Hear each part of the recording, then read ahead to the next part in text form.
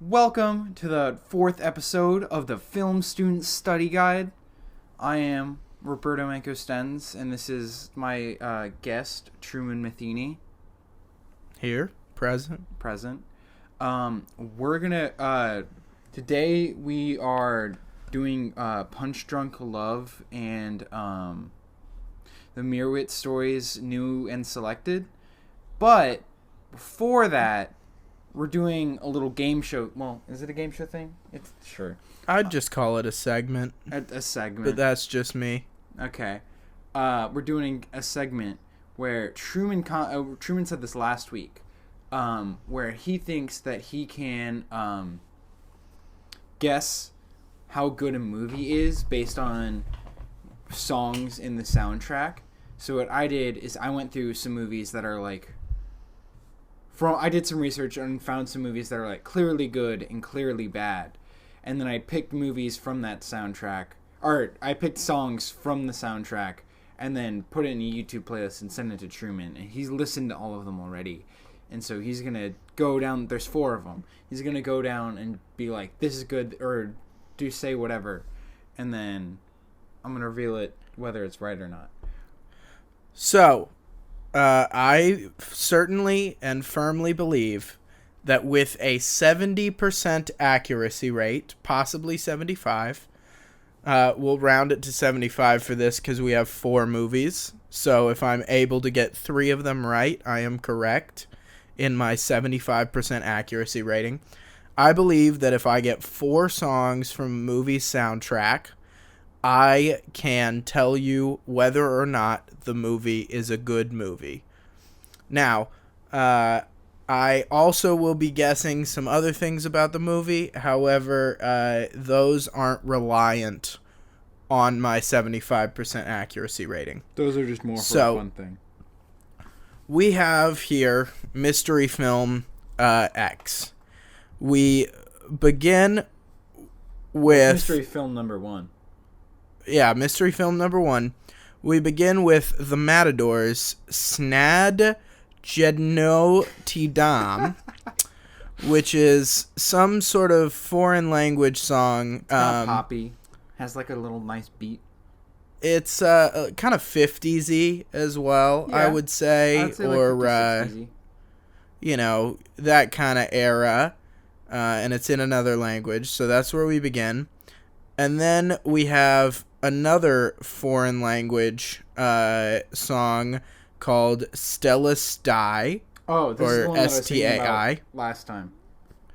And this one has a very kind of over-the-top 80s feel, but still that kind of sound of a, like, rock band of the 50s. Then album cover for that one, the second song. Then we have Whitney Houston, I Will Always Love You, and I feel like I don't really have to summarize that one. And then lastly, we have The Specials, which is some kind of polka intro. What? You don't know what The Specials are? I actually had never heard of this band before you sent them to me, but I enjoy them. They almost sound like pre-ska. Oh, yeah. No, they're a ska band, for sure. Oh, I didn't realize they were a full-on ska band. They're black and white. Their album covers are checkered. They're a ska band. My reaction to this playlist was, and I'll read the exact text that I sent to Roberto when I sent it to me. When he sent it to me, and that was that film number 1 is cool, and it's either an artsy film or it's from the 80s, and my guess is artsy. So my guess locked down is good movie. Good movie. Roberto, what is the film that these songs are from? Do you want to make any sort of guesses as to like what the movie's about or what happens in it? My guess is that it's a love story. Okay. Of some kind. Okay. Well, you're kind of right there. that may not be the main thing, but it certainly has some really good date sequences. Okay. My thought is that it could either be kind of like a Something About Mary type, raunchy rom-com for teenagers, or again, more of this artsy style. I'm thinking kind of like a Rushmore type film. Gotcha. Okay, I can see it. So film number 1 is Spider-Man Far From Home. Really? Yeah. Wow. So I was actually pretty far off with my genre guesses. Yeah, but you got the movie. I would say that we would both say that it's a good movie. Yep, it's a, generally speaking, universally agreed upon good movie, I would say. Mm-hmm. Now, then we move on to film number 2, which I didn't even have to listen to any of the other songs when I saw that there was an Evanescence B-side that was included on these 4 songs, and the other songs seem to follow a little bit of suit with the Evanescence B-side. One of them, a pretty solid metal song by the Black Label Society called Bleed For Me. Then we have a nerd song called Landscape that is sort of the kind of, I guess my guess is that it's like D-bag hip-hop. I mean, it has Pharrell. Well, Pharrell might have made some D-bag hip-hop. I don't know. But it's called Lap Dance. Now, the one thing that was included on this is a Moby song called Evening Rain that somewhat threw me off. That makes me think it's a good movie, but the Evanescence B-side really locks it in that this is a bad movie. My guess is that it's from the early 2000s, and my guess is that, or, late 90s, and my guess is that it's something along the lines of a Transformers film. Oh, that's funny. Okay, cool. Something like that. So, gotcha. Big budget, trashy action movie, which I actually loved the first Transformers film. It's not that bad. It has Shia LaBeouf in it, and we'll talk more about him next week. We will. So you're actually not that far off on this one. I kind of feel bad that I picked 2 superhero movies back to back, but this one is I believe it's like 2002 Daredevil movie. It might be 2001. Oh my gosh, yeah. Wow.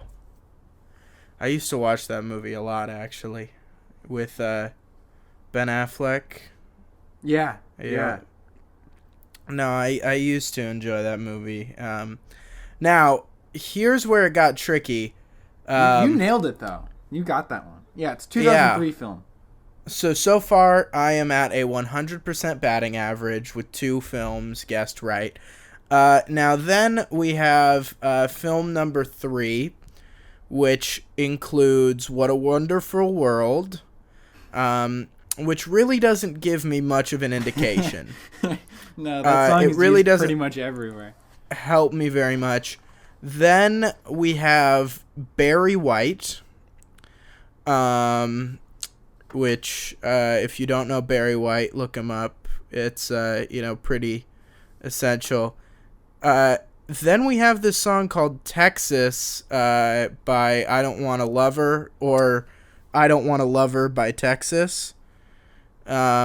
Oh, you didn't say the song by Barry White. So you're my first, my last, everything. Okay. I mean, it really doesn't matter. It's Barry White. You get the idea. Now, this song that I'm talking about, Texas, I Don't Want a Lover, is one of the most ridiculous combinations I've ever heard of 80s pop and country music. Wait, does it get 80s like midway through the song? Yeah. Because it starts out with that slide guitar, right? And then it starts with the I listened to like classic, the first 30 seconds. I'm like, oh, it's a country song. Okay. Chugging kind of, 80s synth bass. Really? That's and crazy. then lastly on this one is Oh Happy Day by the Edwin Hawkins Singers, which is kind of a Motown style song, kind of a little bit gospel as well, and old. So where I land on this one, I was stumped for a minute. I'll explain to you of my song choices for this one. But what I think now is that this movie is a bad movie. Ooh. And part of this guess is because we have two good movies, and again, I've listened to these songs already, so I know that the next one, my answer is going to be that it's a good movie. And then Did I tell you how many good and how many were bad? No, you didn't. Okay. It's just my guess is that you gave me 2 and 2. Okay. Because with 4 movies, what else would you do? But you totally didn't have to. Just kind of a wild guess that you might have done that. So that's part of my justification, which is technically cheating in this game. Not really.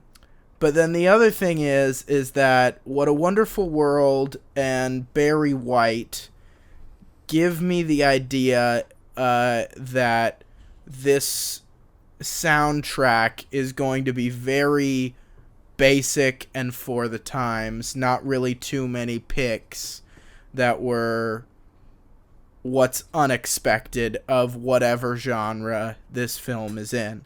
And so my guess is that it's a pretty basic, just enjoyable,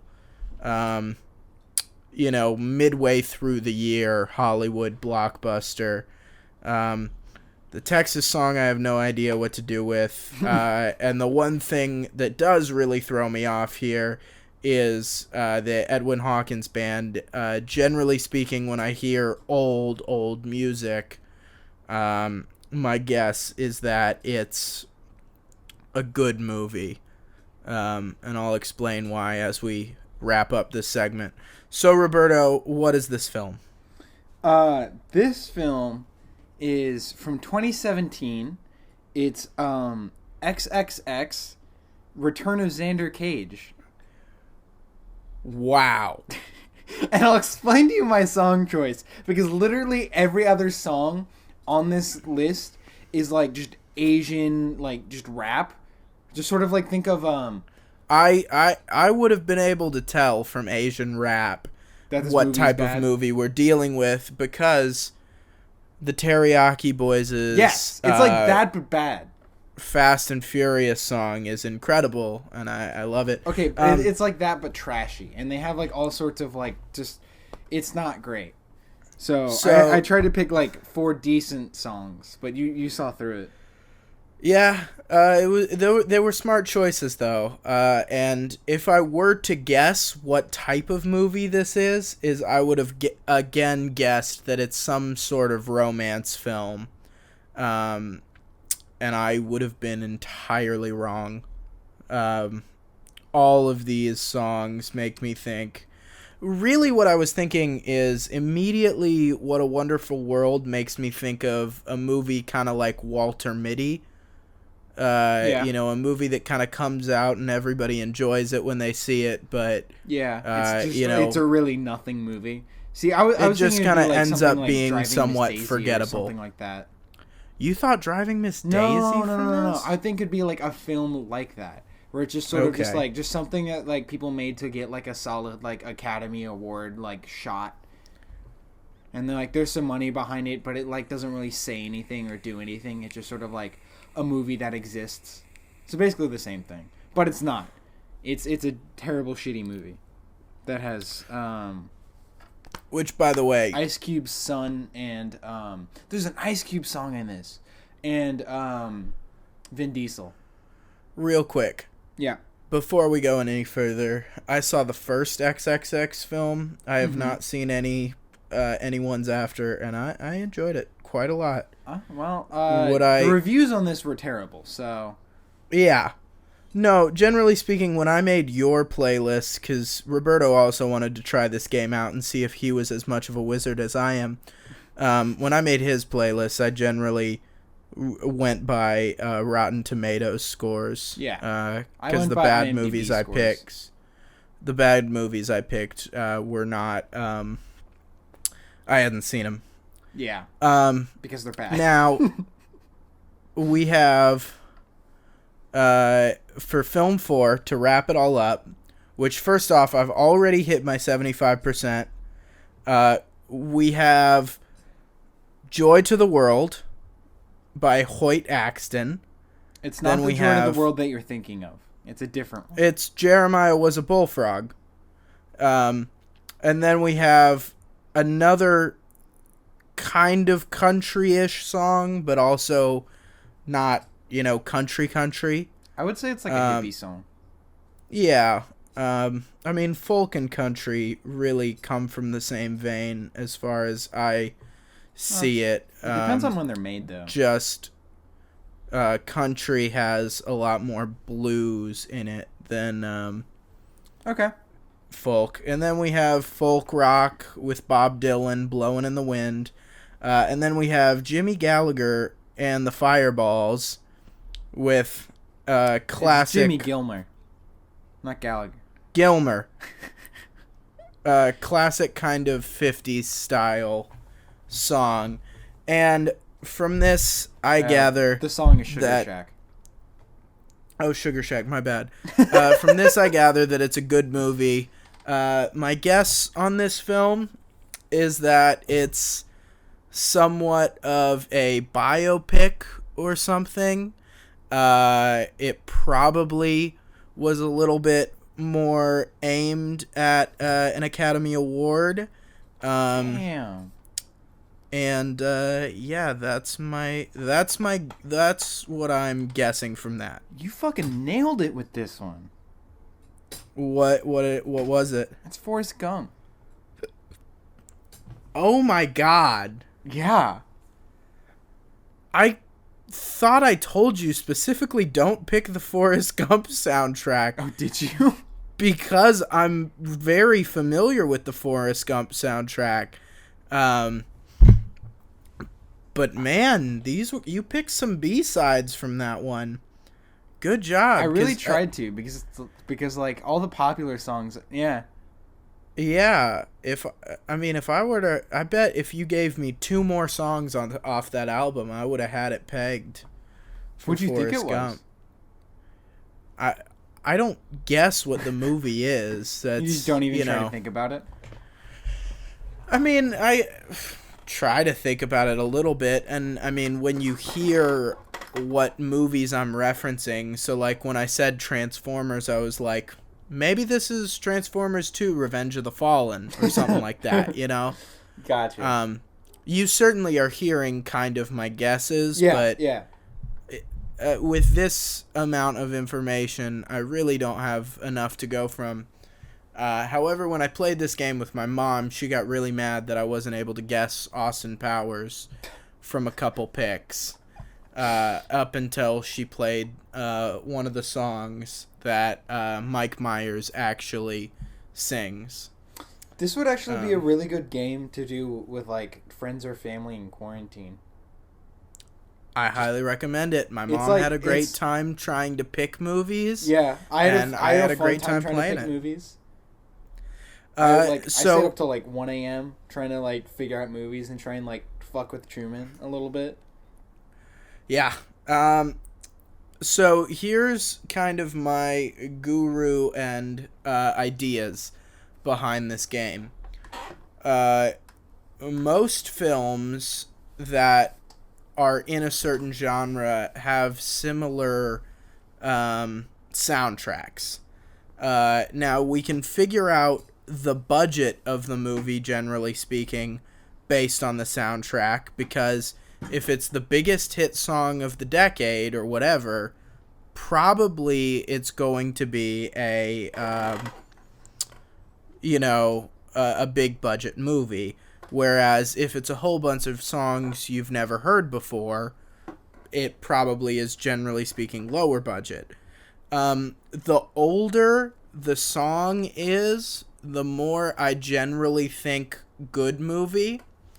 Because the more you are going with what's on the radio, the more you're generally trying to please the audience.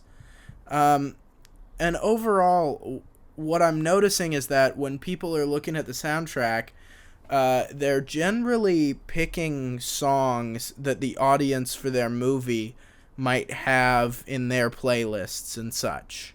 You know what I mean? Yeah. So, if it's a really edgy movie, you're gonna have some Evanescence type stuff.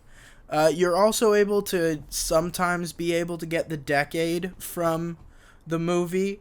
So, put it this way, the Evanescence song really cued me in to this probably being from when Evanescence was popular. You know what I mean? And seeing as how not really very many people like Evanescence currently, they're not a popular band to dig. It probably was not a more recent film after they've been popular. So overall, I think I've kind of explained some of the general parts of my theory, and hopefully that helps you impress people with your wizarding skills in the future. Yeah, and hopefully whenever you go to Hogwarts, you can throw us a line. Yeah. So let's get into it, Roberto. What movie did you see first? What movie do you want to talk about first? Because let's discuss what we picked. So we decided to talk about Adam Sandler's dramatic roles. He's not bad as a dramatic character. Like, he's like, I just associate Adam Sandler with like jokey, shitty, like Will Ferrell movies, but like B tier, and he's like actually not a bad actor. So, I've been saying this for years, that Adam Sandler should not be hated as much as a lot of people do. He's a Jewish American icon, and it's really BS that because of, a streak or so of a couple bad projects, he really has this connotation around him that I feel like is undeserving, because still a lot of his movies are very funny. He recently put out a comedy special that I thought was also very funny. And I just overall don't believe that Adam Sandler deserves any hate.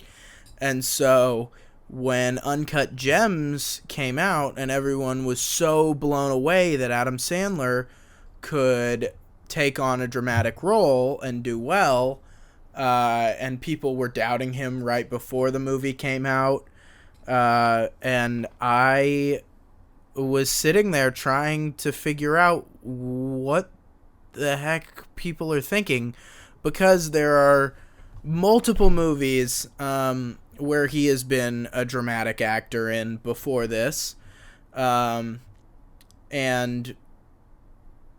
I really like Punch Drunk Love a lot.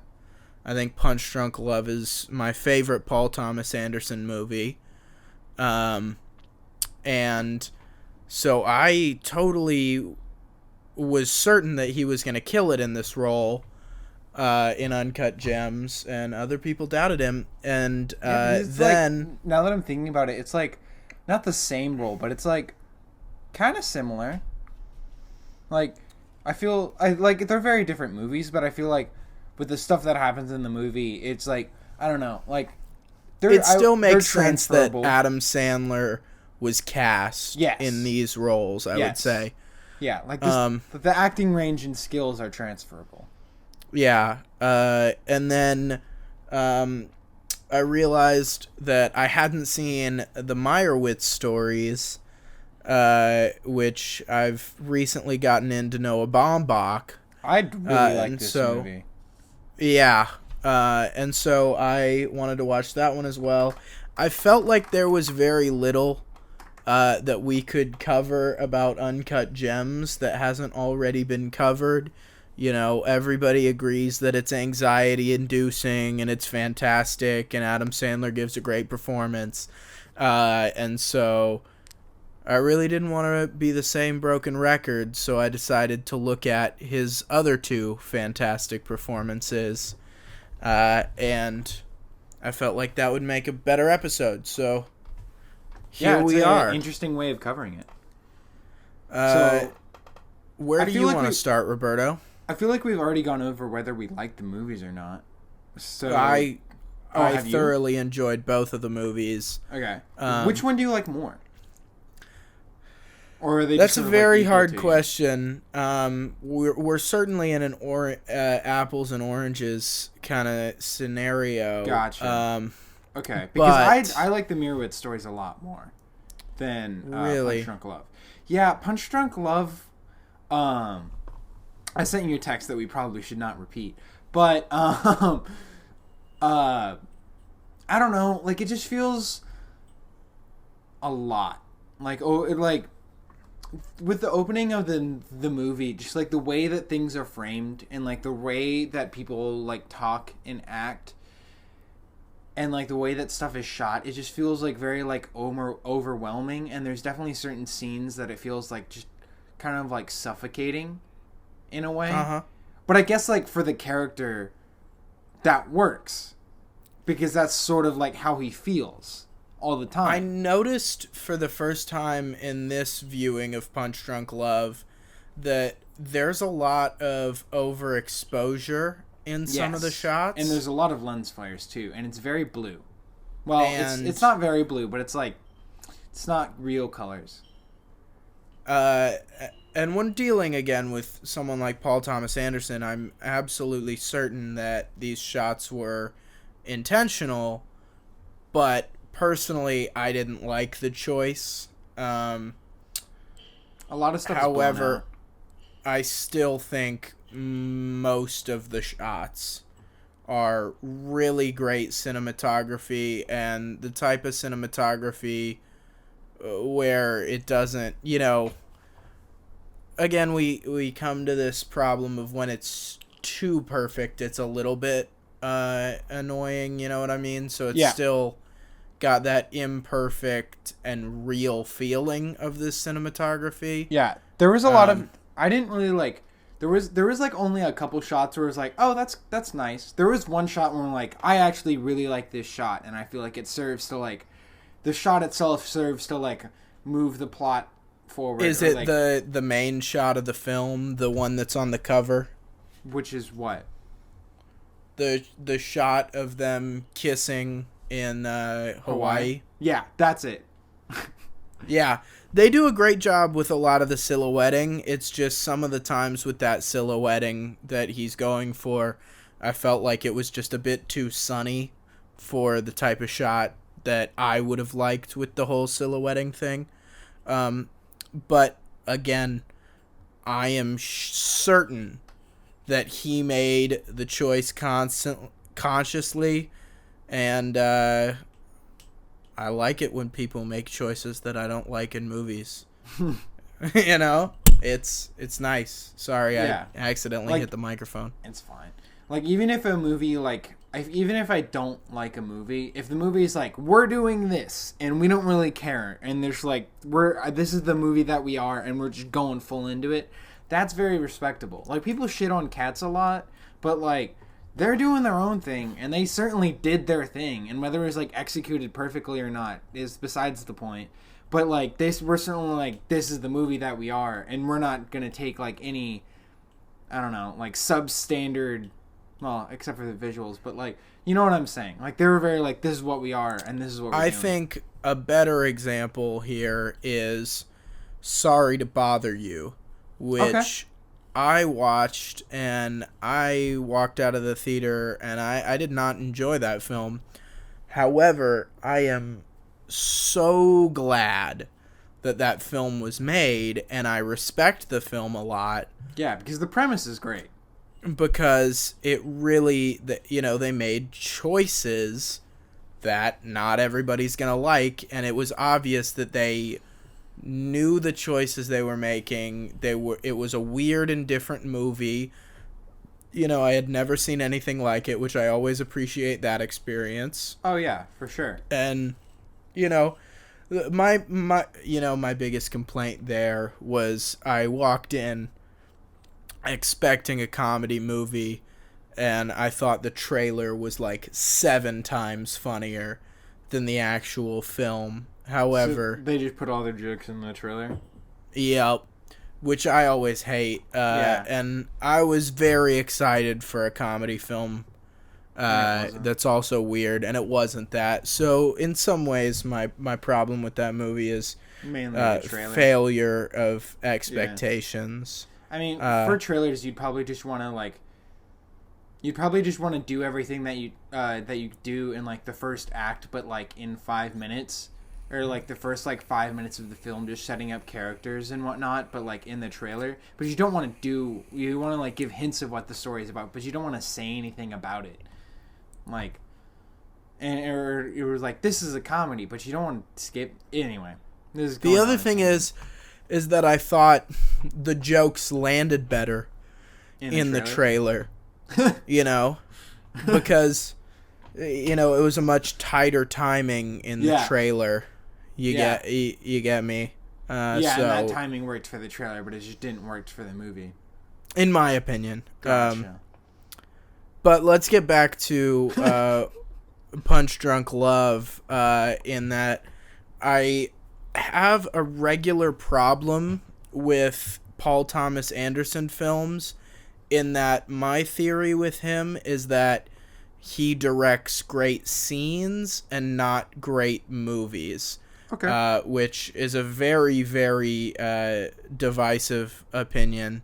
And I respect him a lot. I think, he's a great director, but me personally, I don't quite as much like a lot of his stuff, because I feel that it's much more focused on building a couple really good scenes rather than building an enjoyable movie throughout.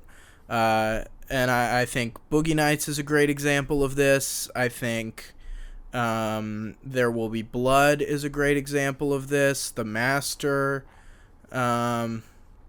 I think I've made my point in that, There Will Be Blood has these two really great scenes. The final scene, and this other scene where he's talking to his brother. And I think both of those scenes are fantastic, but I really was so bored throughout the whole rest of the movie, and I just didn't care about the characters the whole rest of the movie, that I didn't like the rest of the movie. You know what I mean? Yeah. So that's my thing with Paul Thomas Anderson. And so when I saw this movie, I was really blown away by my complaint not holding up with this movie. It really is enjoyable throughout. And one of the things that both of these movies have in common is I think they both have great, great opening scenes, in that I was immediately hooked from this opening scene of a piano just shows up out of nowhere. And like a car crash happened? Yeah, so already I'm feeling that it's somewhat weird and I don't know what's going on. Yeah, I mean, but like, for that, I was just like, that already combined with like the cinematography that I saw, I was just like, this is a weird film. Like, I don't know how I feel about this. Like, I don't know if I'm gonna like this. Like, that was like, for like the first half of the film, that was just that overwhelming feeling of just like, what the fuck is this? Like, what movie is this? Like, yeah, I mean, I like weird movies, and I think most film majors will also say they like weirder movies. So I was surprised that you you wouldn't be intrigued by weird things. I mean, like, I don't know. I might just be in like in a different mood today than normal, but like I definitely kept watching it. Like I still wanted to see what would happen. It was just like this is just something like different than what normal movies feel like. Because like the Meyerowitz stories, it definitely feels like this is a movie. This is like definitely like, well, it's not like a Hollywood like blockbuster movie, but it's definitely like one of those like this is a movie. Well, okay, I'm saying that, and I don't get your point. Can you rephrase it? I feel like they're trying. The movies are trying to do different things, and they go about them completely differently. And what I feel is that actually the movies are similar products in some ways, but they go about it in very different ways. I think Adam Sandler actually plays a much more similar character in both of these movies than he does between either of these movies and Uncut Gems. So I think these movies actually make a better pairing than Punch Drunk Love and Uncut Gems would have. You know? Yeah. And they're also just like different movies. Like they talk about different things. But like that's good though. But what I like about Punch Drunk Love a lot is, and what I like about both of the movies is the characters. I really think their characters are really fantastic. You know, when we're talking about the Meyerowitz stories, we've got Noah Baumbach, who really specializes in complex three-dimensional characters who, you know, are going through something I mean, he's really focused on, you know, studying these characters, I'd say. Because one of the notes that I've written down for the Meyerowitz stories is the characters themselves are all very well in, like, the first time that you meet them, you're like, oh, I know who this person is. Like, they feel like real people, and they feel like people that you know. Like, for example, Adam Sandler's character in that movie feels like my dad. I'm sure like, he does. Like, and not always, but definitely some ways. And more than not. And so a lot of, like, from the first time that you see the characters, you're like, I know who this person is. I know what this character, like, is about. And I would say that throughout the movie, none of the characters really change. Like, they don't really go on some, like, life-defying arc of, like, this is what, like, my life is about now. I actually disagree. I think we see a pretty solid character arc in the three main characters. Really? Yeah. Because I felt like they didn't really have an arc at all. I felt that it was just, like, they're already pretty established characters, and they're just, like, they're reacting to the events that happen, and it's them, like they're already, like, fully adults, right? And they're already fully, like, established people. And so this thing happens to them, and then through that thing happening to them, they, like, we see more about them. And I, like, the movie is mostly about these people, who they are, what happens to them, and their interactions with each other. Yes. Like, I think that the Meyerowitz stories really... My sister brought this up, and she said that it feels like the Royal Tenenbaums a lot. In that way. Hey, we brought up Wes Anderson. We did it. We brought up Wes Anderson in episode 2 as well, I believe. I'm sure he's going to be brought up by you every episode, is my guess. God damn it. Did we do it for the Spider-Man one? I don't think we did, actually. We can't connect Spider-Man to Wes Anderson. You know what's great? We still haven't brought up Quentin Tarantino yet. You have. So, really? Have. Yeah. You have. Oh no! Darn it! Darn. But yeah, I thought we hadn't. You did. We did bring up The Big Lebowski, though. We did do that. We haven't brought up Her yet. I watched that with some of my friends, and they didn't like it. I don't know. Yeah, I don't know either.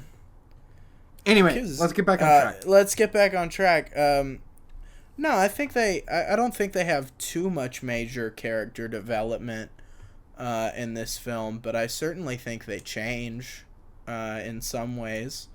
I think specifically Adam Sandler definitely changes. How? Think about his decision at the very end of the film. I don't think he would have made that same decision at the beginning of the film. Oh, can we do? Are we doing spoilers now? I'm trying to stay away from them, but we can throw on a spoiler alert if you want to really discuss this one. No, it's fine. Oh, did you see what I did for the spoiler alert thing for the first one? No, I haven't listened to the first episode. You should go back and listen to like just find the spoiler thing. It's funny. I think it's funny. Yeah, I mean, if they do change, it is very slight though, because as I said, these are already like pretty established people. Like if anything changes. I mean, think about this though. How many established people in movies do make changes in the film? You know what I mean?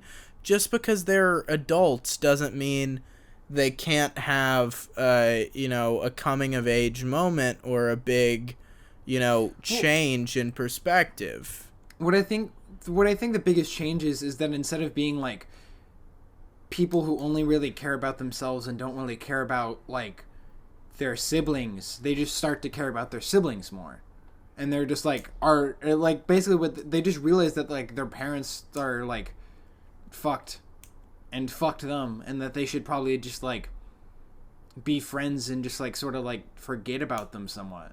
Well, isn't that a realization? Yeah, but I don't think it's like a full character change though. I don't know, bud.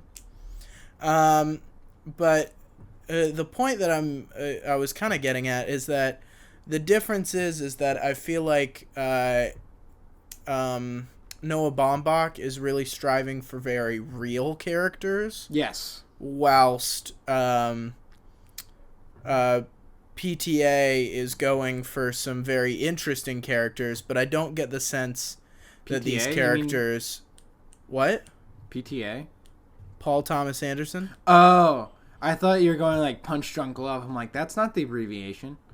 Yeah, whereas I feel like PTA is going for almost cartoon-ish characters. Okay. They're dynamic, they're fun, they're enjoyable, but I don't feel like they're as real, and I think that was the choice. And, I love a good, ridiculous character. I mean, Philip Seymour Hoffman absolutely demolishes in this movie as well. He just looked like, for me, it just looked like he was just sort of just like playing like an asshole character. Right, but a very fun, enjoyable asshole character, I would say. Oh, I just thought he was an asshole. Oh, I enjoyed him quite a lot. I thought he was ridiculous. And then Adam Sandler's character, there are some elements of reality, but there's also really some ridiculous things. One scene that I really want to bring up is when he takes Luis Guzman to buy pudding, and Adam Sandler does that dance to that music. Oh my god. I thought that scene was fantastic, and for a second I almost felt like I was watching a different film because of the music choice. I forgot what it was, but I was like... It was just like supermarket music. It was diegetic. Really? Yeah, it's diegetic music. Well, the shot, I guess, made me feel, I was like, man, this guy's a badass, He's dancing in the way of, like, he doesn't care whether he's dancing, well. He's just happy and in a good mood, and his which plan's for the character going well. Is a very different change. Yeah, but anyway, I thought that was hilarious and awesome. And anyway, I really like a lot of the dialogue is great, and a lot of these little small aspects in Punch Drunk Love are really sick too, I think. I really like the pudding, of course.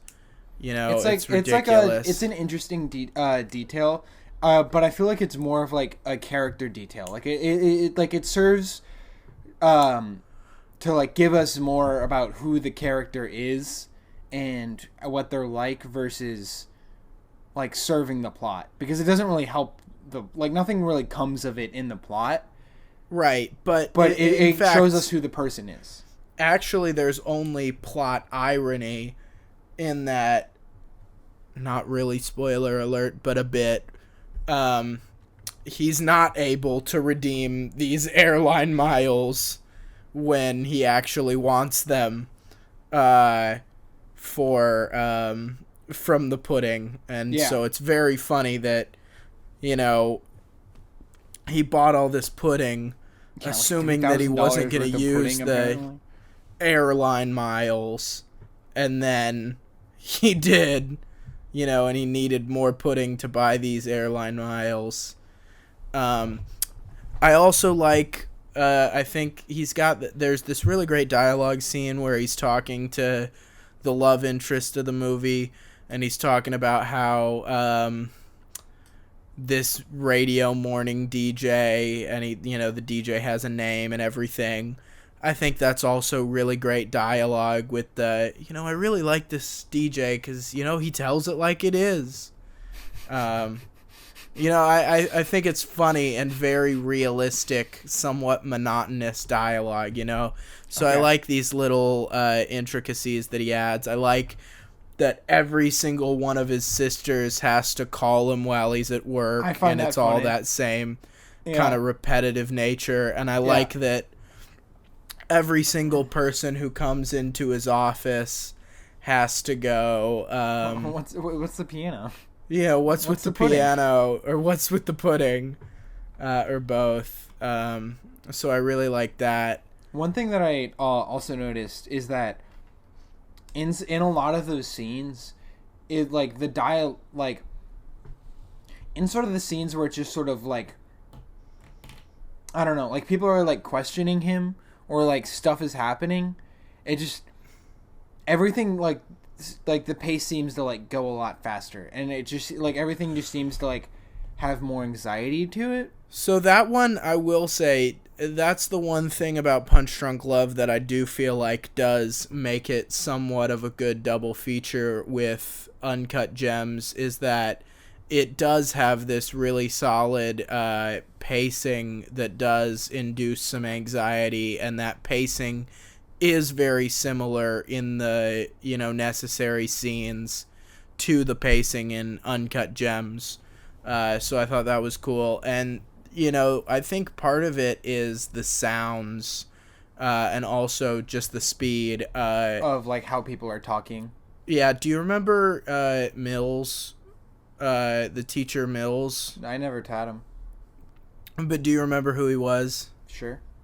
Well, he taught me about this thing in his film class, acting for film, about Yoha Q, I believe it is. And it's all about how each scene should have sound that elevates until it peaks along with the emotions of the scene. And I think that's represented very well in both Uncut Gems and Punch Drunk Love. As like people are talking about more important things, they'll like talk louder, or more stuff will be happening in this. Yeah, so well, then this movie like dials that to 11 then. And also things like, you know, in that scene where he punches the glass door, the way it goes is he walks in, you know, the dialogue's somewhat slow, and it's kind of escalating, and then, there's some, just walla people chattering that you don't really hear, and then right before he punches the glass doors, that walla that we don't fully understand gets louder and louder and louder. You know what I mean? Yeah. And it's then, like his seven sisters just like going on. The loudest sound of that scene is the glass breaking. Yeah. So it peaks and then it goes down. You know what I mean? Yeah. So I think that's a good example. I feel like every time that happens, it serves to like show us more about the character and who he is. Well, yeah, as a person. I think that, this idea of Yoha-Q is a good sign. I think it's a great tool. I don't think it's a cop-out tool. No. I was saying that it helps us give more about who this character is and what his problems and motivations are. Which is good, for certain. Because then you're not just being like, you have this. Mm-hmm. You're just like, oh, this. It's the whole showing, not telling thing. Mm-hmm. I would definitely agree with that. And then I wanted to go back to the Meyerowitz stories with the other point that I made of another similarity is that they both have really strong openings. Yes. I like the opening for this movie. I totally am a firm believer that your film's got to have a good opening, a good hook. And I like that both of these movies really do a great job with that. And so this, the Meyerowitz stories immediately is just the first thing you see is story number 1. Danny is trying to find parking. And it just immediately goes to Adam Sandler just screaming. I loved the ongoing joke of the editing cutting off people Adam Sandler before he screams. Yeah, that was good.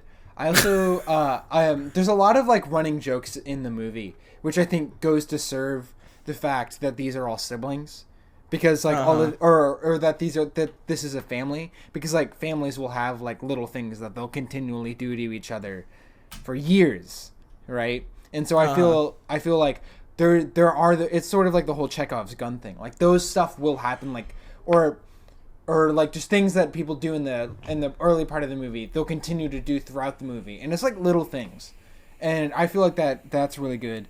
The other thing is, all of these people are just New York assholes, and and I like it a lot. All of these people are just people that I know and that I've met, and the situations that they have, and the places that they go and the stuff that they're doing. I've been there before, and I've done those things, and it's I don't know. For me, it's just sort of oh yeah, I know this. I don't know if that's specifically for everybody or just because one of those things because I've lived in New York. Which sounds like a weird, brag cop-out thing, but...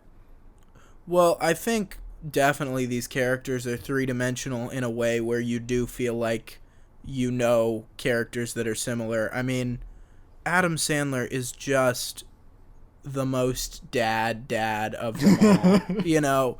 He totally reminds you... there are aspects of him that remind you of your dad or a friend of yours' dad...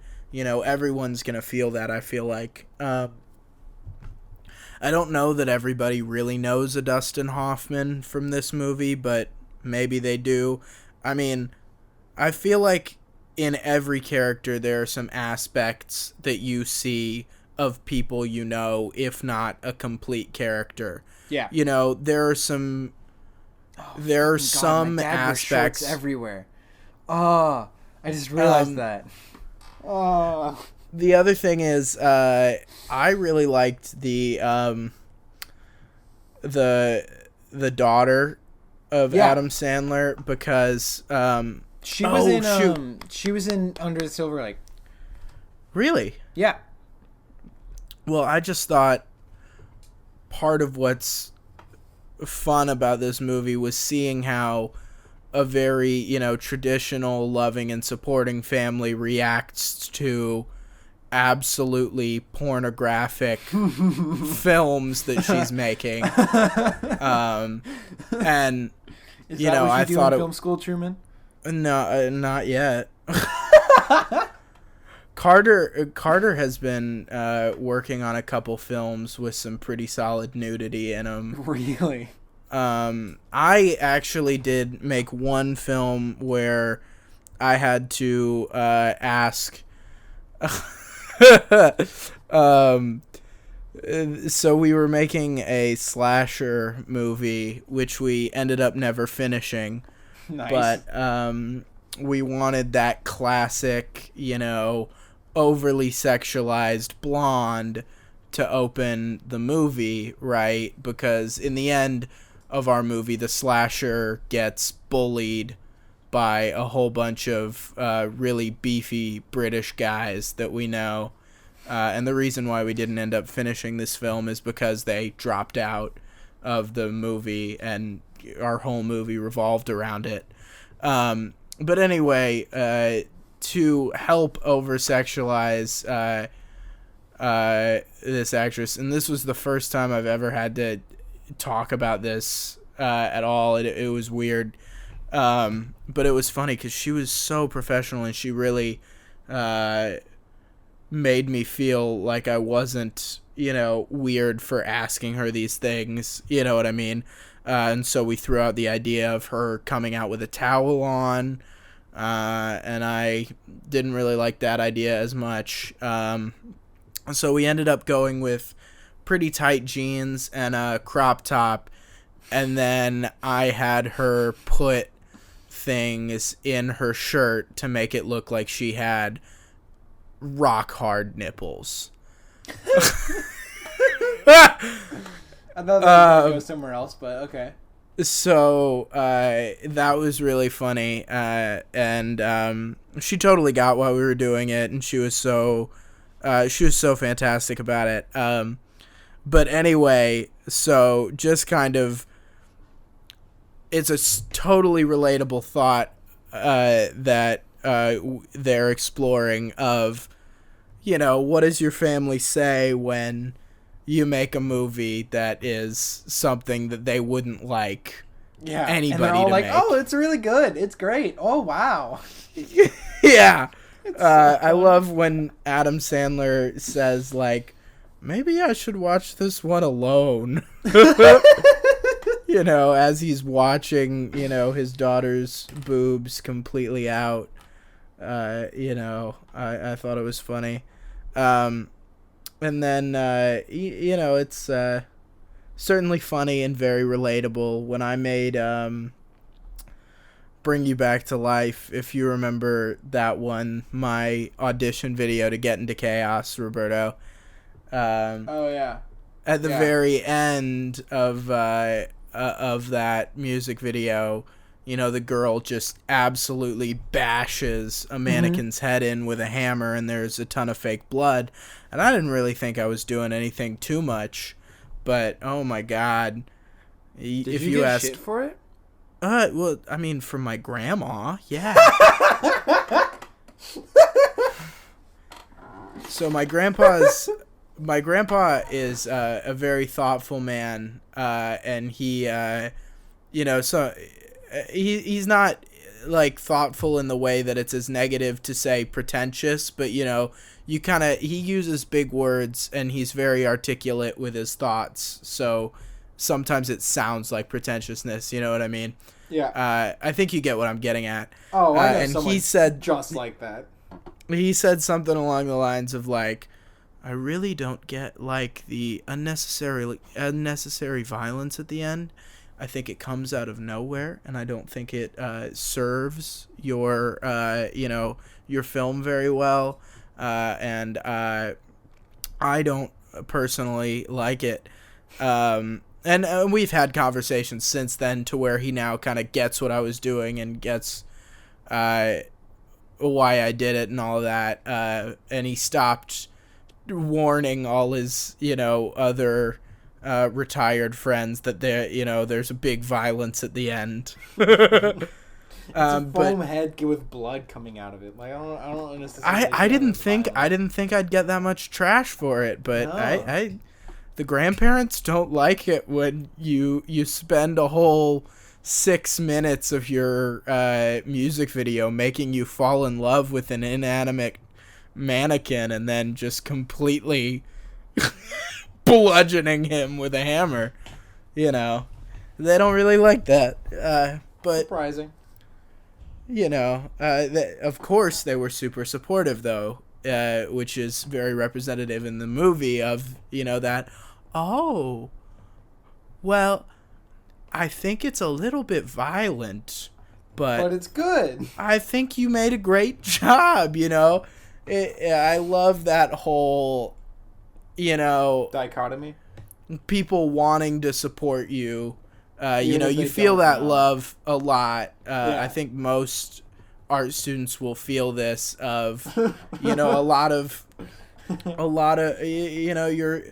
your people who want to love and support you sometimes just don't know what they're talking about or, aren't able to understand what you're going for. And they just so still have to just be out there for you. they're loving and supporting you, but not in a very helpful way. But it's nice. You feel that family kind of thing, and I think that's really well done in this movie. Yeah. I also love the ongoing joke in this one of how, Ben Stiller talks to everyone except for Adam Sandler. Did you notice that? What do you mean? Like they just don't talk face to face, or like? No, it's like, yeah. I texted Matthew about that. It was like, oh, I know what you're talking about. Yeah. or So the thing with the glasses. It's also funny. Oh yeah, the thing with the glasses, that's really great. Yeah, but And the way- like the texting thing, that happens all the time in my family. And the way that the final resolution of the glasses played out was awesome as well, I thought. Yeah. Just that they actually resolved one of those ongoing jokes, which I thought was cool. And anyway, I think that's another really cool and interesting parallel between these two movies, of those ongoing jokes that just keep happening. And I love when those things happen in movies. It's not very often that you get a really well done, small, ongoing smile that's repetitive in a way that aids the film. Yeah, I feel like the long ongoing smiles are in some way and are better than like just like having a funny joke. Yeah, for certain. I like it when people are able to decide that we don't need to go, ha, joke. Yeah. Do you have anything else you wanted to bring up? Do you have more notes? I just really like this movie. Like, just everything about these like characters and the experiences is just. I would great. recommend I like this better than Punch Drunk Love. I didn't really like Punch Drunk Love that much, but it's like starting to grow on me a little bit more. It like for me at least, it would be probably worth a second watch just to like see if like I like it any more the second time I watch it.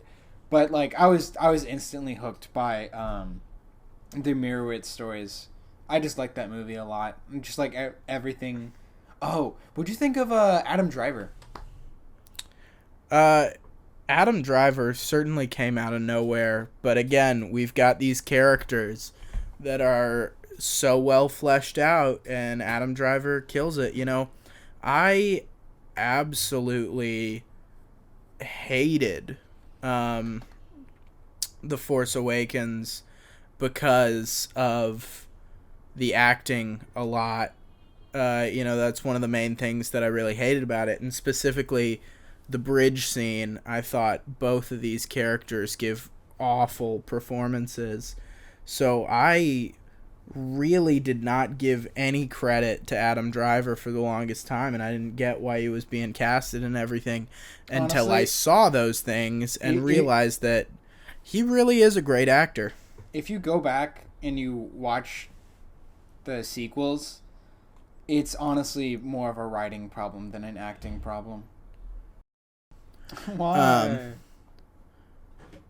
Because I've made my mistake too many times over now. They're not terrible movies. Like they're kind of shitty, but honestly, The Force Awakens is probably the best one out of all the three. Then why would you be saying that I should watch more? If I hated The Force Awakens, why should I try and watch other ones if they only get worse? Because it's interesting to see where they go wrong and why they go wrong, and how you would do it differently and how you would make them better. So that in situations, like how not to mess up. Roberto, you can shut up because The Phantom Menace is the best Star Wars movie. Its pacing is great. It's not a bad film except for Jar Jar Binks. It's actually I watched it recently for whatever reason, and it just continually goes. It's honestly not that bad of a movie. Jar Jar Binks was not a mistake.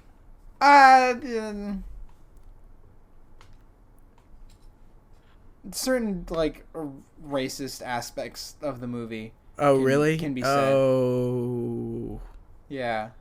It's that, and then Newt Gunray, how the don't know who that is.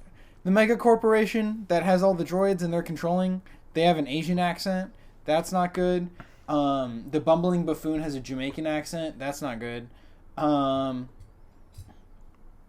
just the stingy money people are Asian. Well, I think the last time I saw that film was probably in second grade.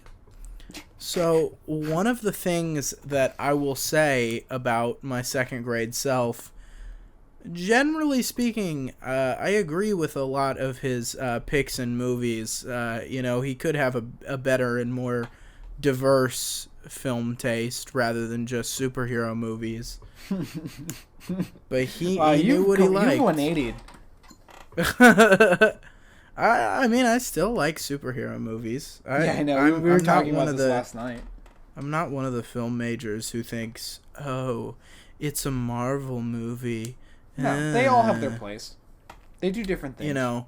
But I do like... I think no one said it better than Martin Scorsese in that they're not bad films, but what they are is an amusement park. Yes. Okay. So now we've done Wes Anderson, Tarantino, and we've done the Scorsese New York Times article. There we go. We did it. I did, however, think. I don't think I read the whole article because I hate reading. I fucking wrote a paper about it. But what I got from it is that he was being a little bit more harsh on the Marvel movies than I would have been, which understandably so. It's an opinion piece too. He's Martin Scorsese, and I'm a film student who's studying Martin Scorsese. He's also possibly the biggest movie buff in the whole world. So he understandably hasn't seen any of the Marvel movies.